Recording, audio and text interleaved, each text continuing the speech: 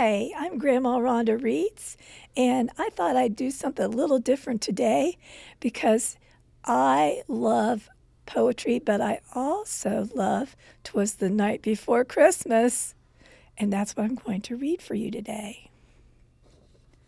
'Twas the night before Christmas when all through the house not a creature was stirring, not even a mouse. The stockings were hung by the chimney with care, in hopes that St. Nicholas soon would be there. The children were nestled all snug in their beds, with visions of sugar plums danced in their heads. And Mama in her kerchief and I in my cap had just settled down for a long winter's nap. When out on the lawn there arose such a clatter, I sprang from my bed to see what was the matter. Away to the window I flew like a flash, tore open the shutters and threw up the sash. The moon on the breast of the new-fallen snow gave the luster of midday to objects below. When what to my wondering eyes should appear but a miniature sleigh and 8 tiny reindeer. With a little old driver so lively and quick, I knew in a moment it must be St. Nick. More rapid than eagles, his coursers they came, and he whistled and shouted and called them by name. Now Dasher, now Dancer, now Prancer and Vixen, on Comet, on Cupid, on Donner and Blitzen. To the top of the porch, to the top of the wall, now dash away, dash away, dash away all. As dry leaves that before the wild hurricane fly, when they met with an obstacle mount to the sky. So up to the housetop the coursers they flew, with a sleigh full of toys and St. Nicholas too.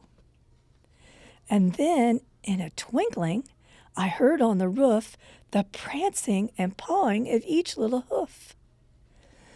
As I drew in my head and was turning around, down the chimney St. Nicholas came with a bound. He was dressed all in fur from his head to his foot, and his clothes were all tarnished with ashes and soot. A bundle of toys he had flung on his back, and he looked like a peddler just opening his pack. His eyes, how they twinkled, his dimples, how merry. His cheeks were like roses, his nose like a cherry.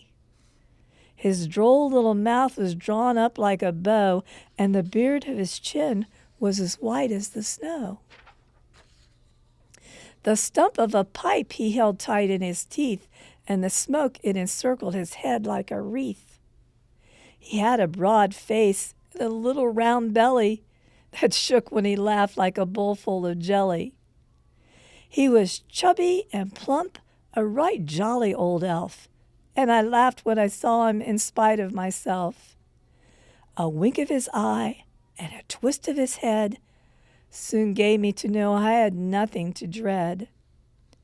He spoke not a word, but went straight to his work, and filled all the stockings, then turned with a jerk, and laying his finger aside of his nose, and giving a nod, up the chimney he rose.